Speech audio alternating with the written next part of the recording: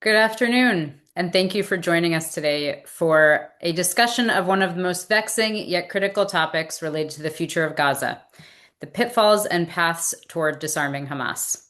My name is Rachel Brandenburg, Israel Policy Forum's Washington Managing Director and Senior Policy Analyst.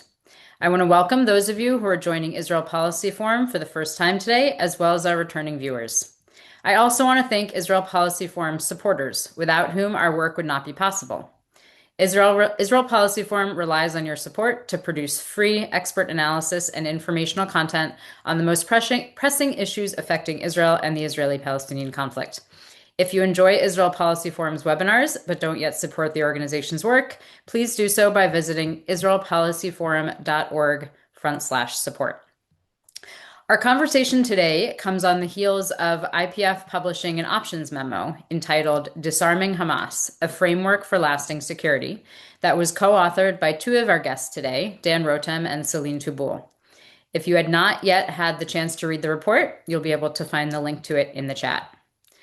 It's also happening only a few hours after the inaugural Board of Peace meeting in Washington, D.C., just a few miles away from where I'm sitting. With about 26 countries represented, and the President, Vice President, Secretary of State, Steve Witkoff, Jared Kushner from the United States all represented.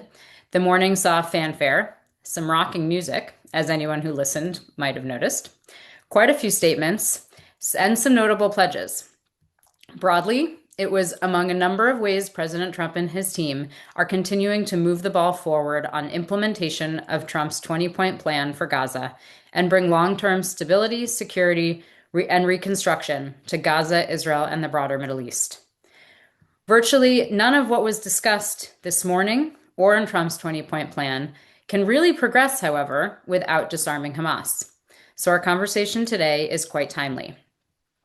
Before we dive into the conversation, a word about our panelists.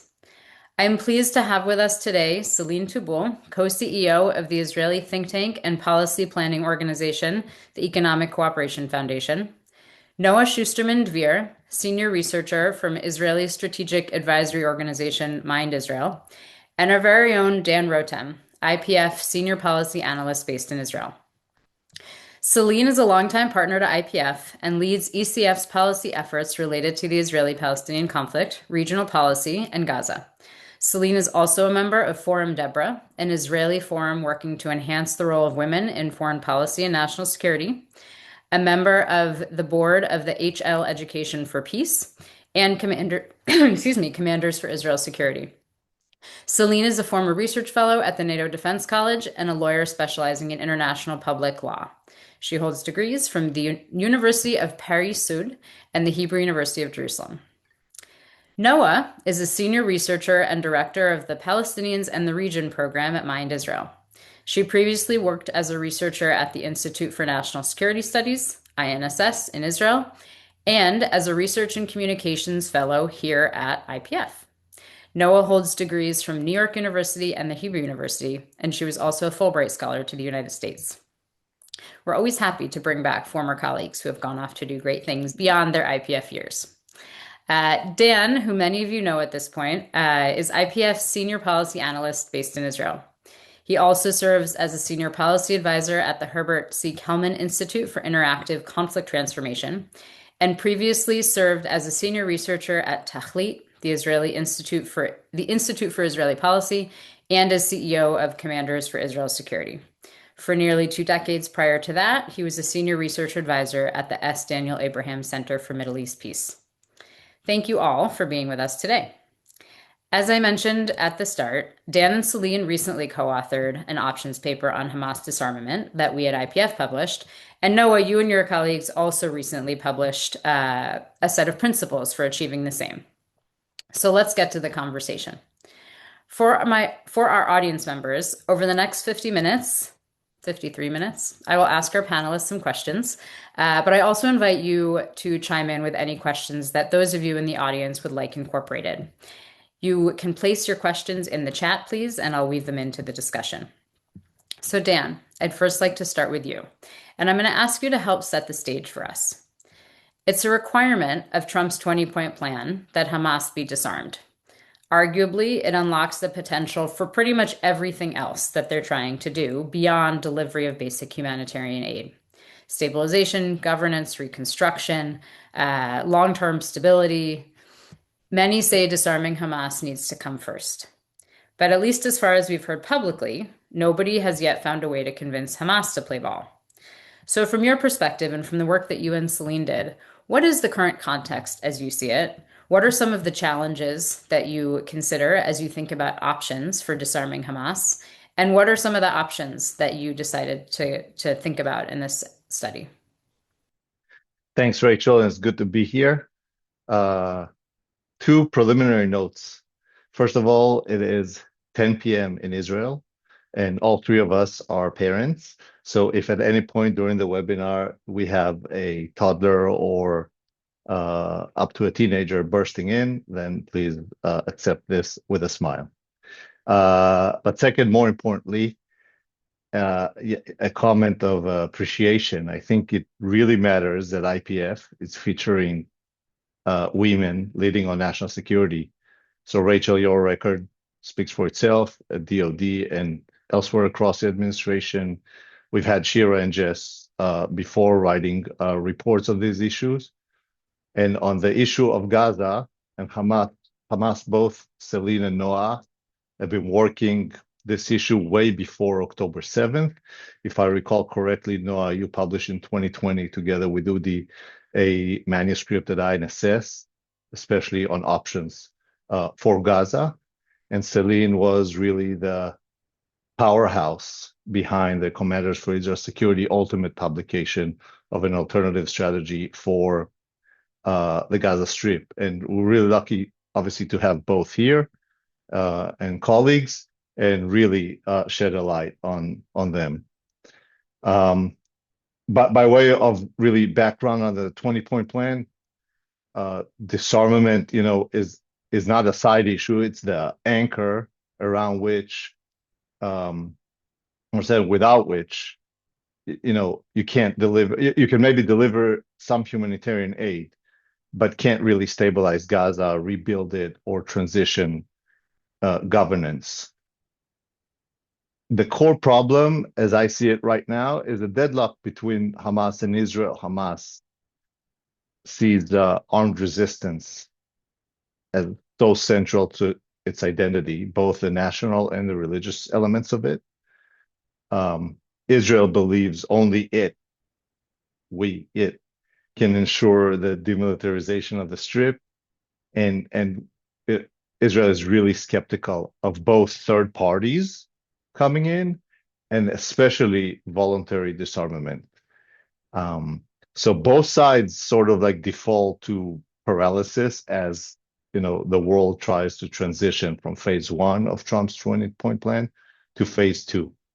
And reconstruction, civil governance remain stuck behind that wall. Last word on our motivation in writing this report, at least mine. Celine, you can speak for you, and Noah, you can obviously speak for your work on this. But for me, it was pretty simple. The discourse was just so shallow, especially in Israel.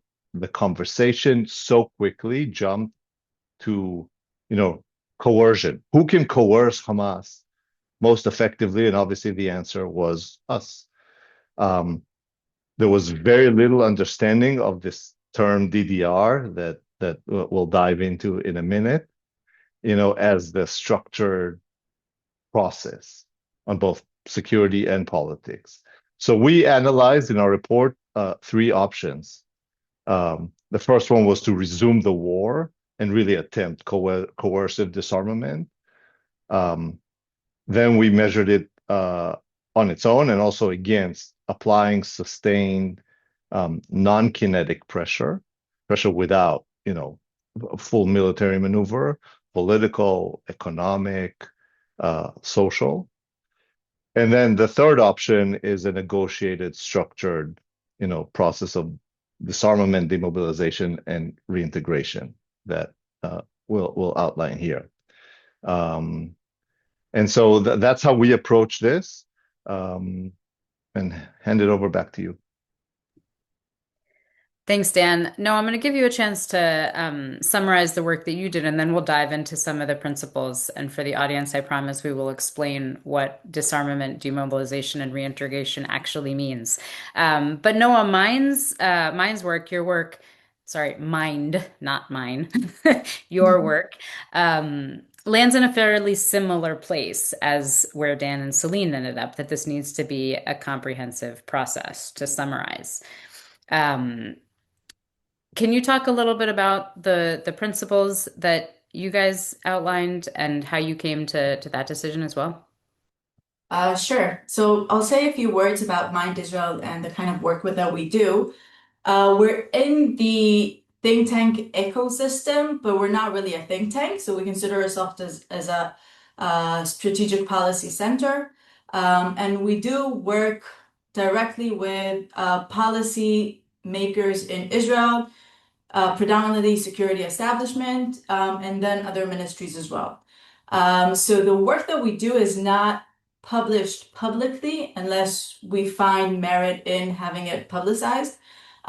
So this goes also for the case of our DDR program, which is, matter of fact, it's more a set of principles looking into how can DDR be applied in the Gaza Strip as another method of advancing disarmament. So you talked about this at your intro. The 20-point plan or any kind of day after for Gaza cannot happen without disarmament. There's a question of whether or not it could happen without full disarmament, and what does actually full disarmament mean? So does it mean that every weapon, every rifle is gathered, or does it talk about mostly about the rockets, the missiles, the launchers, the tunnels, the laboratories, the explosives, etc.? So there's a variety on what exactly do you consider as disarmament. And I think there is sort of a notion that, the personal weapons are something that's a much more difficult to gather and to collect, especially because first you need them for line order. So you can't fully collect them because somebody needs to be doing some governance. But also when you have a society that's very factioned and has suffered immense tensions with it and also very tribal, then there are other reasons for that society to keep its weapons. So you can't really enforce it fully. So then once you realize that that's sort of the minimum, then okay, so what can you exactly collect and how can you collect it in a way that's not only, yes, you can do it kinetically and then, get the IDF to enter towns, and Dan touched upon this, get into the towns and start doing a lot of the work. Very difficult. They're still uncovering areas, even though the IDF is present in more than 50% of the territory, they're still uncovering areas. And that's without any population that's in that eastern part of Gaza. So it's a very complicated task. And there's a question of can you actually do this fully militarily? And I think we'll talk about this shortly, but the cases of DDR actually find sort of, a way to get consent by the armed group because you're offering it something else in return, and you're offering people a way to demobilize. You're trying to touch to the motivations of why they are part of the terrorist group and then try to answer those in a gradual way that tries to resolve their grievances. So it's much more nuanced, it's more difficult, but it's more gradual. So obviously it takes more time, and the question of sequencing is very important. And I think one of the problems here is the question of what comes first. Is it disarmament and then reconstruction, or reconstruction and then disarmament? And my response, and I think Dan and Celine probably agree, it needs to go hand in hand. because for disarmament, you need to start having reconstruction and you need people to find something else in order for them to demobilize and vice versa. So it's not, and the conditionality by Israel at the moment of first disarmament and then reconstruction, obviously it makes sense logically. But then if you actually want to be do an effective disarmament, it's much more difficult. So maybe afterwards, if you want me to touch on the actual DDR principles, maybe after we'll explain about what DDR is. Sure, thank you. Yes, what I've heard from Dan and Noah, both of you, is that this is very complex. It's multi-layered, but it can't necessarily be sequential. Everything has to happen all at once, or at least partially all at once. Celine, you and ECF have done a lot of work on DDR in different contexts, and particularly with respect to Gaza. I'd welcome you adding any additional context as you've thought about this as a concept, but also helping us and the audience understand what is DDR. And are there any examples where it's been deployed successfully as we think about how to deploy it in Gaza? Thank you, Rachel, and thank you for the opportunity to share the floor with such a great experts and panelists. So maybe I'll start by explaining the acronyms. What DDN stands for. So DDR, as you said briefly, Rachel, is disarmament. So basically, it's a collection of weapons, but also demobilization, which implies the dismantlement of military structure, and also a third element, which is critical for the sustainability of the entire process, which is reintegration, and I will explain a little bit later what that implies. So it is a broader and more comprehensive process than the two other approaches that Dan and I have reviewed in the study that was published by the IPF. And as it was mentioned, it is generally based on an agreement or an understanding within which the concerned armed group, so in our case Hamas, agrees to engage into a disarmament process. And within that framework, the armed faction basically start a transformation process into a political party. And that's also an important element when we talked about DDR, because DDR is not about eradication of the organization, but more about transformation. So it's not total surrender, but it giving up arms as a mean of action. And this is a point that is particularly difficult to accept, as it requires basically to cope upfront with the fact that disarmament will basically not erase Hamas altogether. But we argue in the study that we on which we have worked together, that neither of the other approach basically would lead to that result. And therefore, it's not that there is a miracle here solution that will make Hamas disappear from Earth. Now, the armed group decision to engage into disarmament is often the result of basically a cost-benefit calculation, but also of the realization that transforming into a political party has become a more attractive option. So it generally happens when weapons become a liability, and political transformation is seen as a path for survival for the leader of the organization and for the organization themselves. Now, we are talking about consent. Now, consent does not mean that Hamas tomorrow morning wake up and say, well, great, we're going to disarm. That's a wonderful idea. It does not take place in a vacuum. And in that sense, we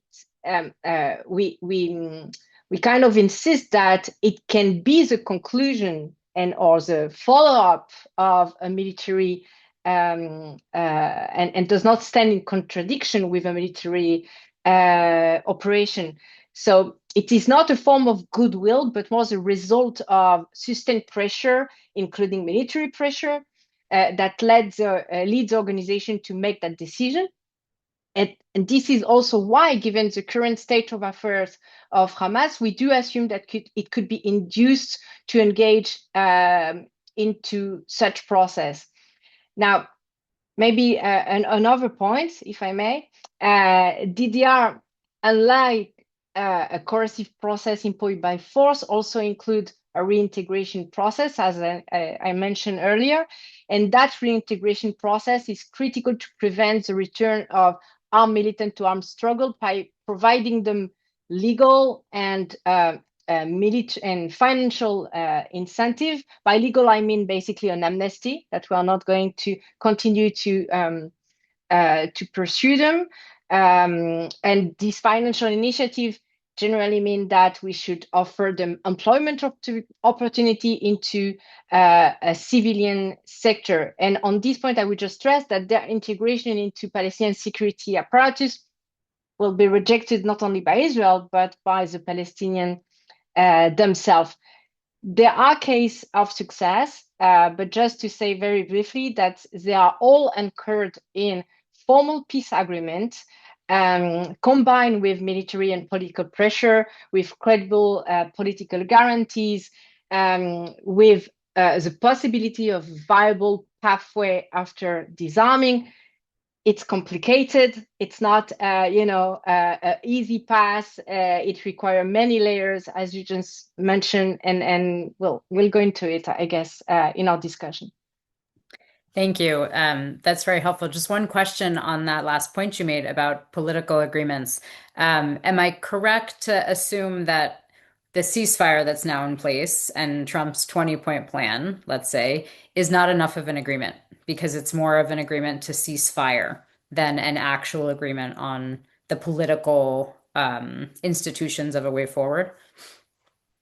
Yeah, no, this is not what I mean by an agreement. Thanks for putting that out. I think if there is one thing that Dan and Noah also we insist on is that it should be a Palestinian-led process. And in that sense, when I'm talking about an agreement, given that we are talking about a process that will lead to monopoly of force by a Palestinian entity that choose a non-violent path to advance its political objective, it means that there should be also intra-Palestinian understanding that lead to that decision, basically that Hamas agree that there is a transitional authority entering Gaza, that they are not going to threaten them, that they are going to hand their weapon to them, and that they are going to cooperate with them in that process. Thank you. I will admit, this morning during the Board of Peace meeting with FIFA featured so prominently by the president, I was half expecting him to say that there was going to be soccer in exchange for weapons, or FIFA was going to play a role in this. I give them credit for thinking creatively. But back to our subject matter. Noah, in the work that you've done, you talk about principles and stages and preconditions. Is there anything you'd like to add about how you set the conditions for disarmament in Gaza specifically? Yeah, sure. So we looked into what are the preconditions for a successful DDR process. And similar to what Celine and Dan did, we also looked into different cases globally to see where was it successful and where did it fail and in what stages did it fail. And mostly it was in the R phase. It was in the reintegration. So even if you did, you had momentum, you started doing disarmament, even some sort of demobilization, if it's not sustainable, if it's not attached to a long-term process, then you would see a return to violence because you really didn't answer to the reasons that the violence started to begin with. So taking that into account of how do you create a successful process, but also current events. We have the Trump plan.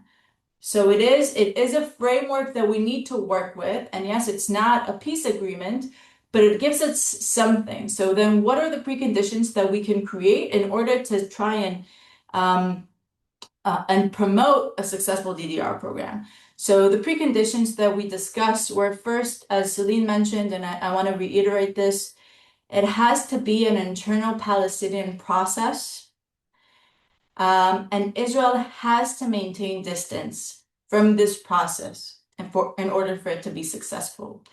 This is highly complicated because Israel denies any kind of PA involvement, and obviously for Palestinians, the PA is the authority, it's the entity that should be taking charge, and not only for Palestinians, also for the majority of the international actors. But maybe we sort of have a compromise here with the National Committee to the Administration of Gaza, which is a sub committee of the executive board. Essentially, they are affiliated unofficially with the PA, so they do represent the PA in that sense.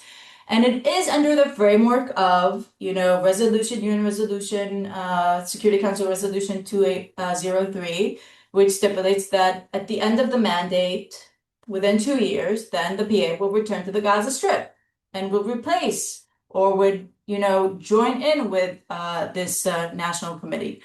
So you can maybe say that this is some sort of it could be created into an internal Palestinian process.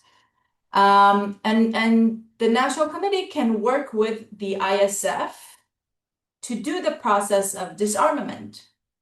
Just recently, we heard that there is going to be an ISF, which is great news because it does add more pressure on Hamas. Hamas is looking at at the global events, what's happening with the executive board, what's happening also with Iran as one of the main sponsors before October 7th. Its current sponsors, Qatar and Turkey, are sitting in that executive board of the Board of Peace. So they're also applying more pressure, and I think Hamas is looking to see whether or not what can it manipulate. And so it's starting to be formulated, I think, that precondition. Obviously, then it has to be a political structure that harnesses the PA support and Hamas's consent, and we've talked about this as well. So this is through applying this pressure. Yes, I think personal prediction, I think Hamas is going to agree. At some point, it's going to have caveats, just like it didn't really agree to the 20-point plan. It says yes, but President Trump heard the yes and took that. So I think it's going to be very similar. But once you have the ISF put in place and you have the security apparatuses working inside the Gaza Strip, then you're also going to have more sort of kinetic pressure also applied on Hamas. So in that sense, they're going to consent. Again, it touches on what Celine says. It's a question of alternatives and survival. It's also managing the way that Hamas can evade demilitarization. So what Hamas is going to try to do is commit to the disarmament, but then find the loopholes. Find where it can manipulate the agreement in order to insert influence and safeguard some of the weapons. So we need to keep that in mind while we're creating the agreement, and see exactly where do we give what kind of powers do we give to Hamas, and Hamas is going to have to get something. But that something is very crucial because we want to make sure that something that gives it maybe political power, but not military power. And it's very crucial to also define what are the rules of intervention by the ISF, by the Palestinian officers, but also by Israel. So having some sort of a side agreement with Israel that gives it the security that it needs to know that both the international structures are committed to Israel's security, that we have a mechanism of shared intelligence and an escalation sort of mechanism, knowing that if there are infringements by Hamas on the agreement, then Israel can react in an escalatory manner that's also coordinated with this international structure. And that allows Israel to take a step back because we know that our interests are being safeguarded. and that way we can also maintain our distance. And also another precondition is obviously the operational readiness of the governing body. And I think that's very tricky because it's being built as we speak. It's trying to find its arms and legs in the Gaza Strip, and it's now being discussed exactly what, is it giving the portfolio of education and giving the portfolio of healthcare. So I think that's a very difficult challenge. And that's one of the things that the executive committee is working on. And obviously the ISF, which is going to take time for them to enter the territory. They need to have good division of responsibilities. So who's doing counterterrorism, who's doing border security, who's doing aid delivery, who's doing law enforcement. So that takes time also to coordinate. It's not going to happen tomorrow morning. Same goes for the reconstruction efforts. And just the last point is having a very realistic approach on disarmament and what it actually means. Again, and it goes back to what I said before, and the fact that you're not going to be able to collect, at least not within 1 year or 2 years, every Kalashnikov that's hidden under somebody's bed. But you want to be able to change people's hearts and minds so they won't have the motivation to utilize those weapons anymore. And I think that's the most challenging thing. And that's exactly why you need this entire operational system and to really start a gradual DDR process, because you want to do long-term change of motivations. And that's the most difficult part. Thank you. I think that very, very clearly lays out the complexity and how difficult a process this is to get all of those different pieces that you mentioned in order to then start and progress through a DDR effort. I want to incorporate a question that we've gotten a couple times in different ways from the audience. And Dan, turn to you, and then Celine, I'm going to bring you back into the conversation. A few different questions have come in about what about groups other than Hamas? What about some of the other armed actors? What is to be done with them in this process? And then Celine, I will turn to you on how do we get this all started? But Dan, first on the other armed actors, please.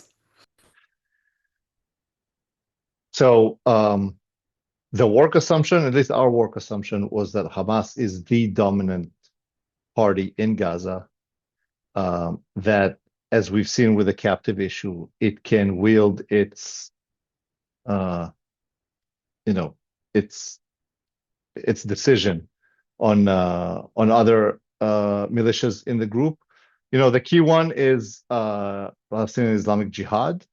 If I understand correctly, there's an agreement that whatever ultimately Hamas agrees to, Islamic Jihad will abide by as well.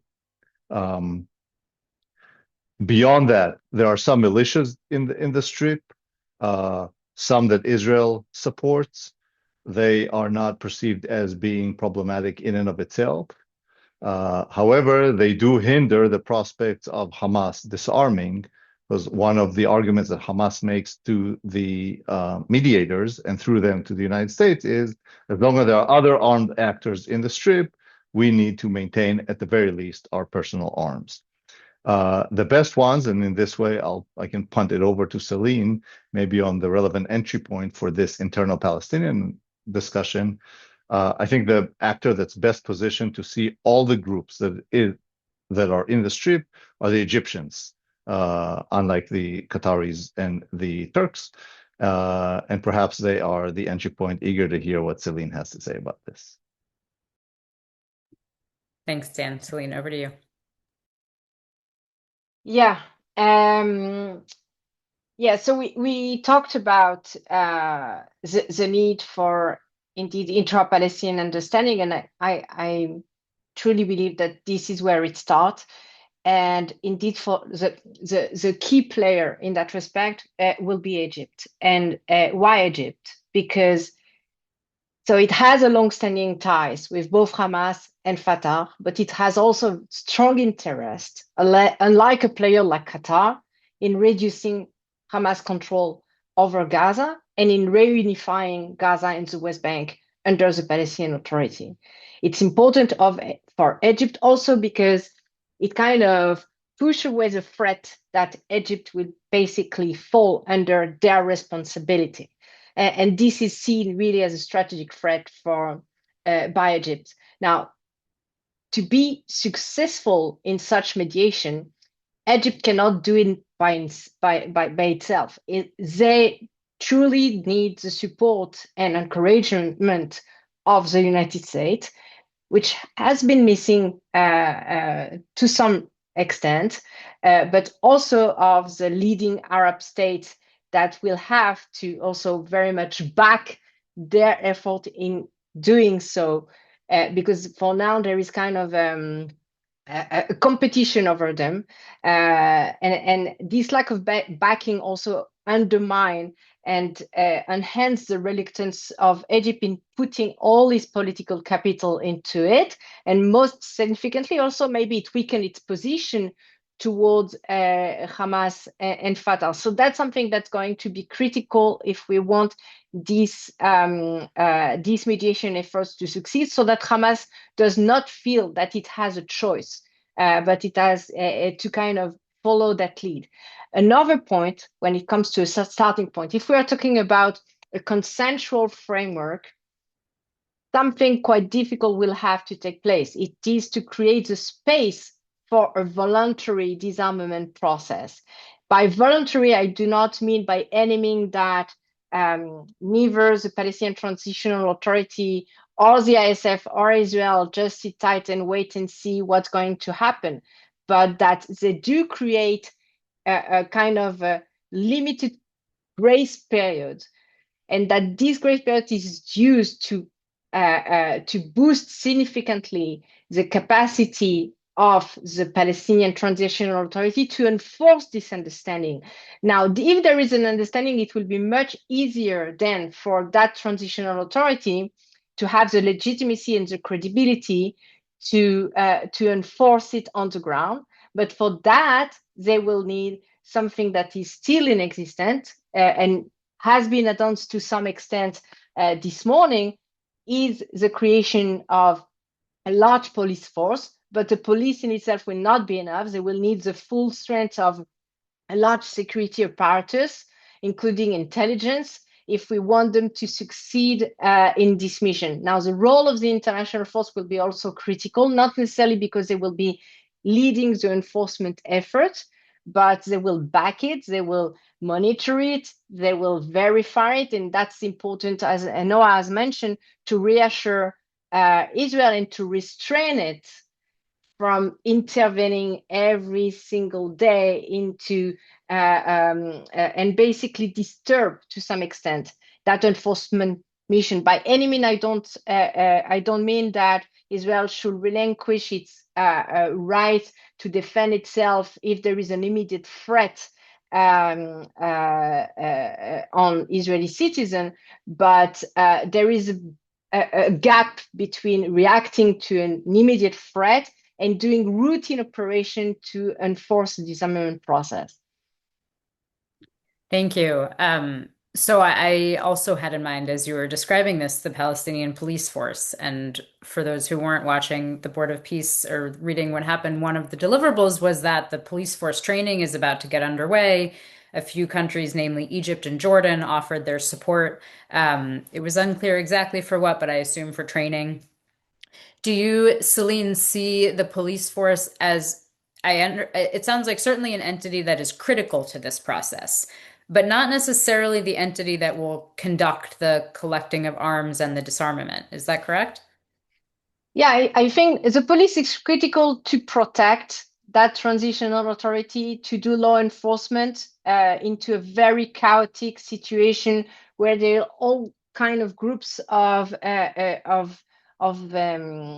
people in Gaza, not only Hamas, but also criminal gangs that are very, very much involved into looting and deviation of humanitarian aid. So the law and order mission will be critical also to create a space for a disarmament process. But disarmament is indeed not necessarily a natural mission for a police force. For that, they will need the different entity that compose the Palestinian security apparatus, national force, intelligence, and this is a decision that has not been made yet. So the more we wait with this decision, the more the vetting and training process will be delayed. And I can tell you that we had discussion 2 years ago when we have started our planning about what should happen after the war and what will be critical after the war. 2 years ago, we were said, well, it's going to take at least 10 months, and it sounded like too long. Obviously, if we were started back then, we will be in a different place. So that's something also critical that will have to be decided as quickly as possible. Thank you. I understand it's impossible to predict when this will start. Do you have any sense of a time horizon for the process? Is it months, years? The time question is, you wanted to say something, Dan? No? The time question is tricky, but I think is a bit misleading. Okay, often we hear that the reconstruction process will take a decade, and that disarmament in Northern Ireland took 8 years, and it gives the impression, to some extent, that basically the situation stayed static and very bad for 8 years, and only after that period things start to be good. And this is not, I think, the way it works, because ultimately it's a synchronized process that needs to take place. Reconstruction on one hand, disarmament on the other hand, reintegration is also a long process. So it may take a decade, but if it is sustained with regular progress, I don't think that the time will be so challenging as it may be. I'm not saying that it's not a challenge. I'm just saying that it does not go from 0 to 100, but it is gradual. The challenge about time is to sustain, I think, the mobilization of international players, to sustain the resource and the funding that will be required by that for that process to succeed. Got it. Thank you. If I can just chime in on the issue of Palestinian police.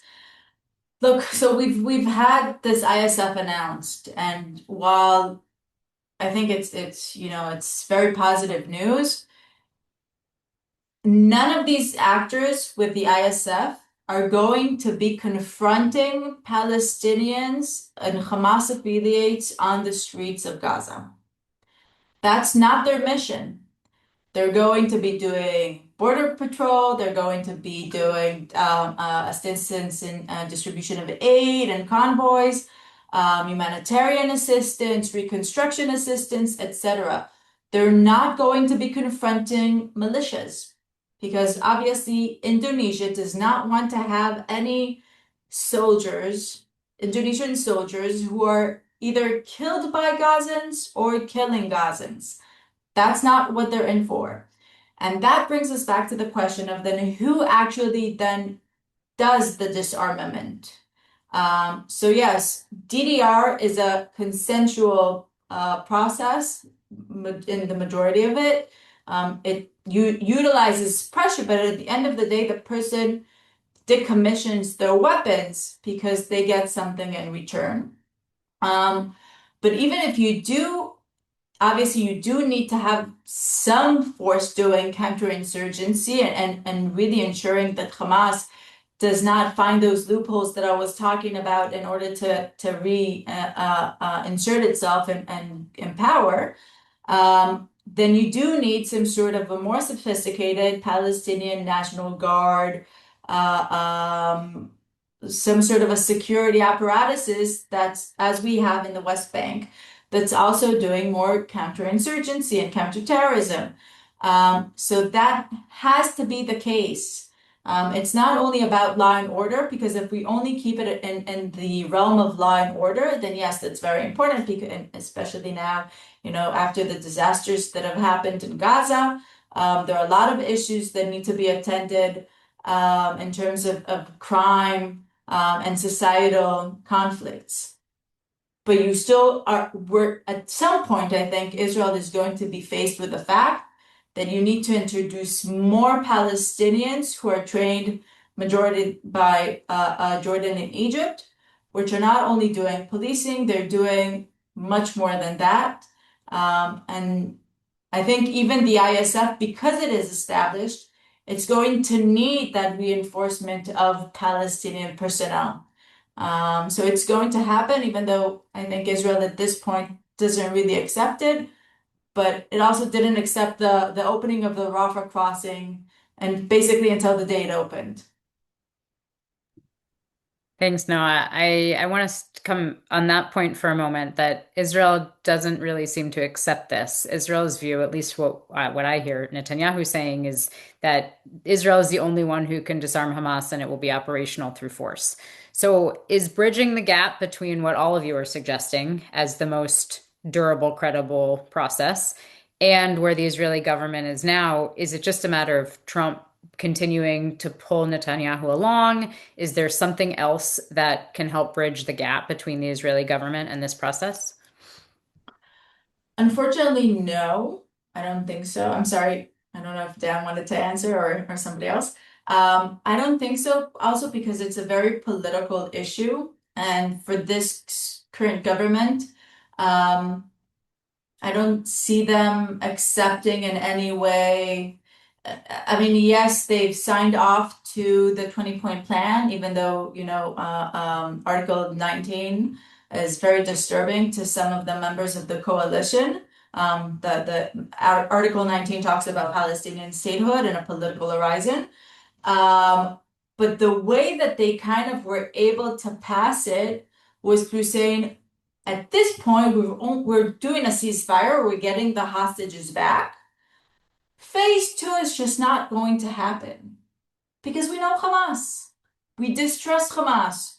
Hamas is going to do everything it can to make sure that it doesn't disarm, because disarmament is a major factor in the 20-point plan. So if Hamas is never going to be willing to disarm, we're not obliged to fully withdraw from the Gaza Strip, as you see now. And then just wait and see. And phase 2 is going to crumble down. No one is going to send international forces, stabilization forces.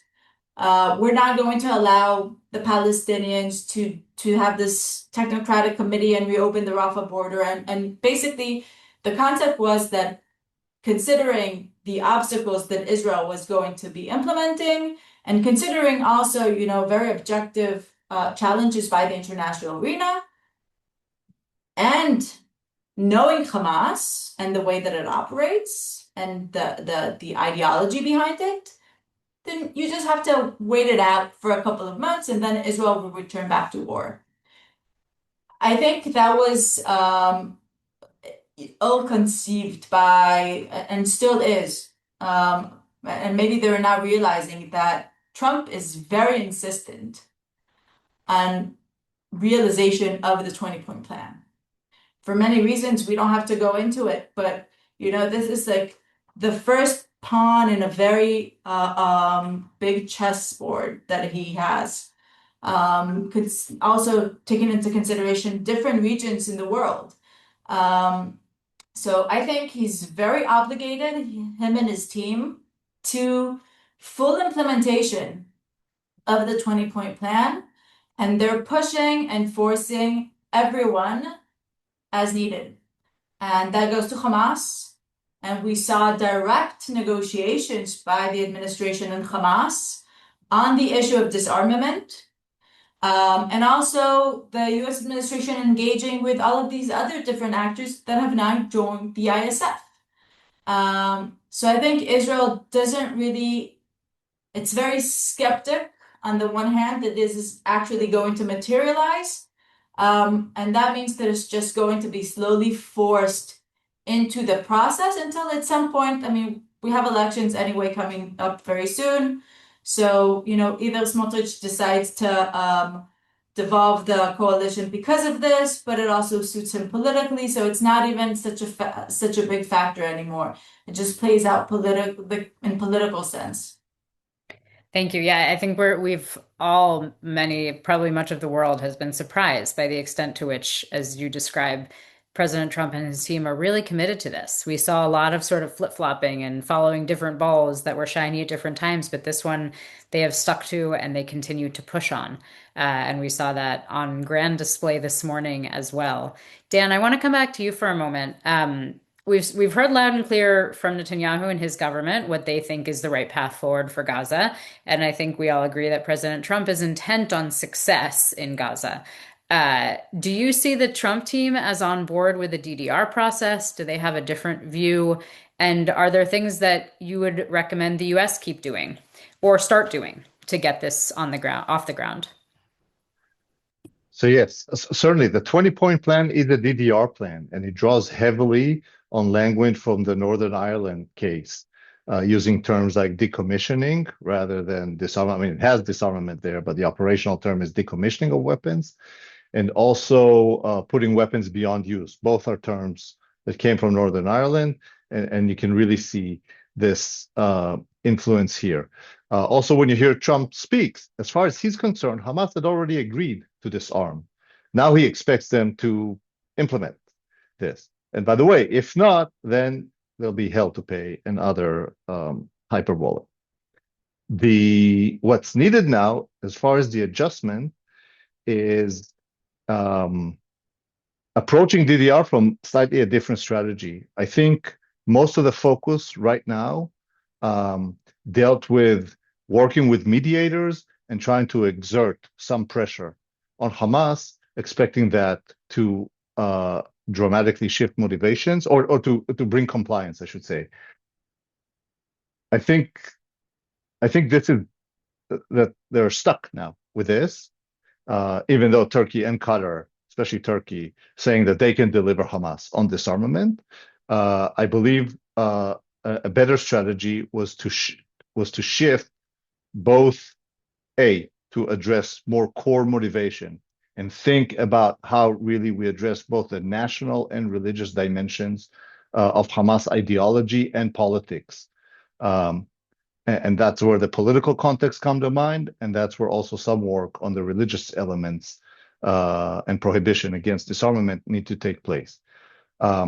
Secondly, the shift should be much more vigorously toward a Palestinian-led process. Right now, the ANCAG is just stuck in Cairo, unable to do that. Can I put a shameless plug to Michael Koplow's column from today that really anchors three key elements. One of them is, can the ANCAG actually get into Gaza and start operating there? Also, the shift from an ISF-focused disarmament approach more toward, a Palestinian-led approach, Palestinian police, and everything that was discussed here in more details. So I think that's where the U.S. now needs to use the coming window for disarmament and to see if a negotiated process can take off. Thank you. I think you've suggested also that we needed a half a day to talk about the different components of how to get a DDR process going. Celine, I'm going to turn to you and see if there's anything else you'd like to add on the topic. And then my surprise lightning round for the panelists will link this to current events related to Iran. So I'll come back to that in a moment. But first, Celine, to you on DDR. Maybe to zoom out, we are talking about a lot about phase 2, but there is a phase 3 that is linked to the broader Israeli-Palestinian question, to, I think it's point 19, that mentions statehood, and to the point that mentions the PA returning once it is reformed. And there is a tendency to kind of, put that aside as currently irrelevant. The reason why these points are in that plan is because they are critical to give credibility and legitimacy to the process, because ultimately disarmament hinge on who leads the Palestinian national movement, how power is redistributed within it, and whether armed struggle remains politically valuable. And that question cannot be separated from the broader trajectory of the Israeli-Palestinian relations. And therefore, even if we are now focusing on Gaza and on Hamas, ultimately, what is going on in the West Bank will have a huge impact on the credibility and the legitimacy of the Palestinian, whether it's transitional authority or ultimately the PA, to do that work and to enable a political transformation that ultimately would be seen as paying off, being a valuable path rather than the violent one. Thank you. That's a really important point. And to link it back to Noah, you alluded to a chessboard, right? And this is a piece in Trump's game of chess toward his broader ambitions. Celine, I'm hearing you say the West Bank also needs to be on that board, and linking this to the political horizon and what comes after, even hopefully the day that Gaza is stabilized and secure and demilitarized, is critical. We only have a few minutes left. And we got a question from the audience about how might a U.S. military action in Iran have any impact to disarmament? Recognizing we will have a whole other conversation on Iran at some point. I think it's a good way to bring the conversation we're having into sort of real world events. So would anyone like to start? Noah, Sure. go ahead. Yeah. Look, I think Hamas realizes that it's going to have to agree to disarmament at some point. But the question of timing is very crucial, and I think that's where the situation with Iran comes to play. They're sitting and waiting. There's no reason for them to agree at this moment to any kind of consensual disarmament. I think it was New York Times, or it was recently published that, and at the moment they're doing whatever they can in order to entrench themselves after the war has ended in the population and to rebuild some of these governmental structures that were lost during the war, because it needs the leverage over NCAG during down the negotiations over where is going to be Hamas's role, what is going to be Hamas's role inside this new administration. And so time, in their sense, time is playing for their better position. And so there's no reason to do anything rash. Wait for Iran to be over. See also what's the situation. That will be very crucial, and also, pertaining to the Israeli situation and the leverage that Israel will have, and also these other international actors, and whether or not this spirals into a regional war or not. So I think after this situation kind of calms down, and either it's an agreement, a negotiated agreement, or after it spirals into a war, that's where we're going to see kind of, Hamas responding to the demands, and also the ISF starting to take some of the assignments, and we'll see things actually moving, and that's at that point maybe then Hamas is going to be pushed into the corner and have to respond to the U.S. demands. Thank you. Celine, you want to chime in? I'm going to be a bit more cynical. I think that we should remind ourselves that the one that has put back Iran on the table was Netanyahu ahead of his meeting in December with Trump, which was a meeting that was supposed to focus very much on the 20-point plan and on what is needed for that process to move forward. And that Iran was used as a way to kind of divert the attention, because it required for Netanyahu to struggle with core Palestinian issue when it does not have the appetite to do so. And so maybe I'm too cynical about it, but I have my big concern about that escalation. It is that basically is going to suspend the entire mobilization and pressure that there is currently into that effort, and we are going to stay in the deadlock that we have described during the last hour. I share your concern and cynicism on even more levels, but I'm the moderator here. Dan, would you like to have the last word? Very briefly on the linkages. I think the linkages between Iran and the Palestinian arena at large have been largely overstated throughout. We thought the 12-day war, we all gathered very quickly on Zoom trying to figure out how that impacts, the war in Gaza, etc. And it had relatively little effect. Hamas is the shadow of its former self because of, what IDF has done. I don't think it can ignite, certainly not to the extent it did on October 7th, another front. Just the war is going to dominate, you know, attention and bandwidth across the spectrum for all players, and Gaza will be neglected, much like Celine noted. I think that's the effect as I see it. I wish we had a more positive note to end on, but unfortunately our time is up. I do think you've all touched on what gives me a bit of optimism in that there is a process that could take hold. And granted, it's incredibly complex, and there are so many different pieces and layers of both internal Gaza and Palestinian governance dynamics and external forces and policing and disarmament entities that need to come into existence or be trained.